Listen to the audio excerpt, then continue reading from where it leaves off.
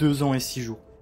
2 ans et 6 jours, c'est la date de mon premier muscle-up propre que j'ai réussi à passer. Et aujourd'hui, on se retrouve donc 736 jours après ce jour magnifique où j'ai réussi à me hisser au-dessus de la barre, sans élastique, sans assistance, uniquement grâce à ma force et à tout le travail que j'ai accompli pour réussir à passer au-dessus de cette putain de barre. Ensuite, le chemin a été très compliqué. J'ai rapidement atteint les 10 kilos, qui était vraiment un cap symbolique pour moi. Et à l'époque, je me disais déjà que 10 kilos, c'était une dinguerie, que jamais de la vie j'arriverais à me hisser au-dessus de la barre avec 10 kilos entre les jambes. Ensuite, j'ai stagné et encore stagné pendant quasiment 6 mois avant de réussir à passer ma première rep à 15 kilos. Et encore à cette époque, dans ma tête, 15 kilos, c'était vraiment une dinguerie. Jamais de ma vie, comme je vous l'ai dit avant, j'aurais imaginé passer au-dessus de la barre avec 15 kilos. Donc 10 kilos, 15 kilos, les croyances limitantes commençaient petit à petit à disparaître et les barrières mentales à dégager. Et on se retrouve ensuite à ma première compétition où j'ai enfin réussi à passer le cap symbolique des 20 kilos, qui malgré une petite frayeur de jugement finira par être validé par les juges. Donc ce jour-là, j'ai passé ma première rep à 20 kilos. Et cette rep à 20 kilos, elle aura sonné le début de la vraie progression au muscle-up. J'ai ensuite rapidement enchaîné 21, 25, 22,5, 25 kilos pour ma deuxième compétition, juste avant que la réforme pour pouvoir passer les poids devant soit acceptée en France par la FNSL. Donc j'ai directement fait le changement et ensuite j'ai réussi à revalider mes 25 kilos une deuxième fois avant de les doubler sur le bloc d'après. Et la suite logique, elle est aujourd'hui. Aujourd'hui, j'ai changé mon format, on n'a plus de x2 à faire, c'est des singles, on est à la semaine 3 sur 4, donc je vous laisse imaginer. Aujourd'hui, un seul objectif, passer au-dessus de la barre avec 27,5 kg posés entre les jambes.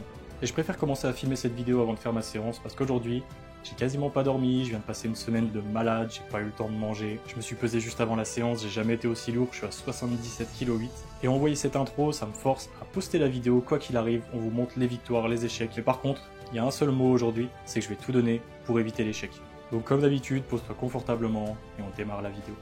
Bon, warm-up terminé, il va être temps d'y aller. On connaît tous ces moments les gars, où quand on doit envoyer une grosse perf, en fait on passe notre temps à attendre de pouvoir envoyer des grosses perfs, et quand elles arrivent, on a toujours le petit stress de se dire je vais la réussir, je vais la louper, la petite panique, le warm-up il passe super vite, t'as l'impression que t'as pas le temps de te reposer, t'as laissé 5 minutes, t'as l'impression que tu viens de t'arrêter de ta série d'échauffe, et il faut encore y retourner. Je suis encore essoufflé, j'adore cette sensation. En vrai, c'est pour des moments comme ça qu'on fait des sports de force. C'est pour ces moments où il faut se la donner, où il faut se dépasser, où il faut repousser ses limites, dégager ses barrières limitantes.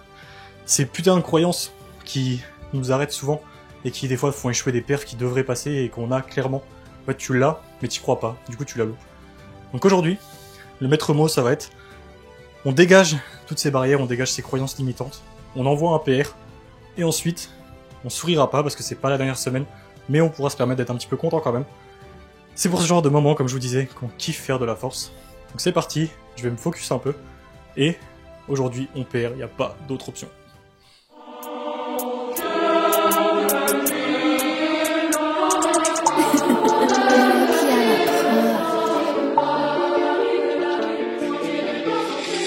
J'ai dit Fontel et j'ai dit copine, Ziaka 47 Rasputin, trouve des Yankees à la sauvette, tu sais pas quoi faire dans la cuisine. Toutes les semaines je dois couper ma ligne, j'ai de l'arsenic pour couper ta ligne. Le rap français fait des courbettes, je vais les choquer comme Kim Jong-il. Un bon ennemi c'est un ennemi dead, j'aime bien quand tu me suces la bite, mais je préfère quand y'a ta pote qui t'aide. Choisis le gun avec la LED, c'est péché de crier à l'aide, je fais pleurer des...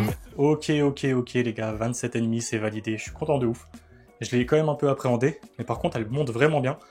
J'ai juste un moment où j'ai un peu lâché ma dorsiflexion et j'ai la jambe qui a un peu bougé dans tous les sens, ça m'a un peu niqué sur ma transition. Mais en vrai, à la hauteur, tout est bien, tout passe bien, donc franchement, je suis content. Maintenant, on va passer à la suite, les back-off. Après des tractions élastiques, putain de bon exo, on en parle juste après. Et on terminera cette belle séance qui m'a fait PR, encore une fois. Ça fait 3 blocs, je fais que de PR, un plaisir, un kiff, mais on n'oublie pas qu'il reste encore une semaine. Allez, c'est parti, back-off, traction, et on enchaîne.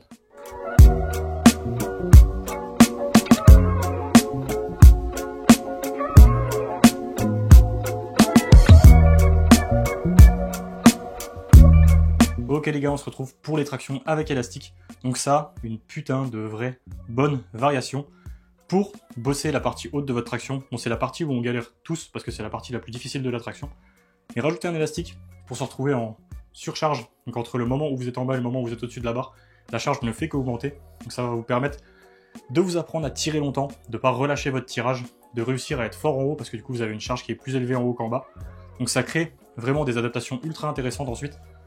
sur votre traction comp. Là, moi, je le fais en posé pour en plus rajouter une variation qui me permet de mettre un peu moins lourd et qui me permet aussi de faire un peu d'isométrique en haut de la barre parce que ça m'aide énormément ensuite sur mon comp. Parce qu'en fait, quand je fais du posé, j'ai plus tendance à avoir une trajectoire proche de la barre que quand je fais mon comp parce que du coup, j'essaye de me mettre proche pour être fort quand je suis en isométrie. Donc ça me fait vraiment du bien. Donc on est parti, traction avec élastique et ensuite on fera le renfort.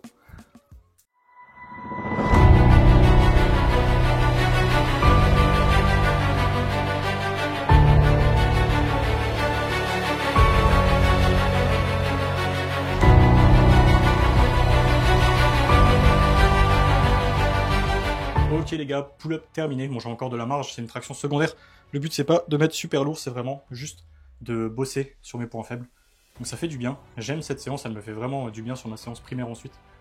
Donc, on va maintenant passer au renfort avant de terminer cette vidéo. Merci l'équipe.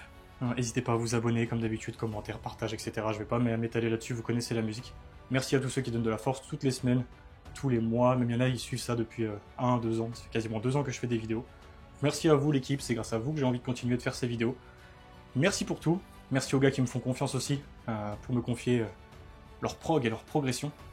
Vous êtes une vraie putain de bonne équipe, j'ai dit beaucoup putain dans cette vidéo.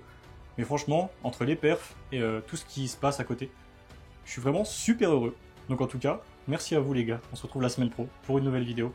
Prenez soin de vous, cassez tout à la salle. Ciao l'équipe.